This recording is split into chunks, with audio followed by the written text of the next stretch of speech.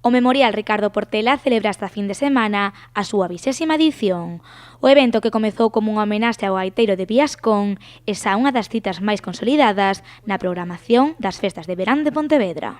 Empezou con un recoñecemento a Ricardo Portela e a todas aquelas persoas que continuaran o seu xeito de tocar e que querían dar a coñecer e divulgar a música tradicional.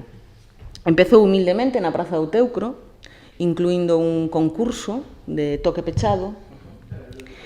Foron pasando as edicións e foi avanzando, pasou despois a Praza da Peregrina e agora, moitísimo máis consolidada xa, está na Praza da Ferraría. Cada ano a Asociación de Gaiteiros Galegos homenaxea a un músico da nosa comunidade.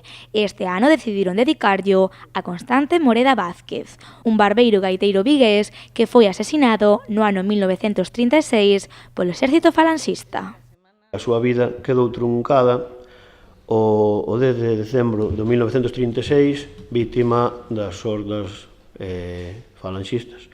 Foi asesinado no Monte do Castro, xunto co seu pai Manuel e o seu irmán Xosé. E, como decía Carme, creemos que lle debemos unha homenaxe á súa figura que representa o que ele era e o que eran moitos outros gaiteiros, gaiteiras e persoas que defenderon un ideal e que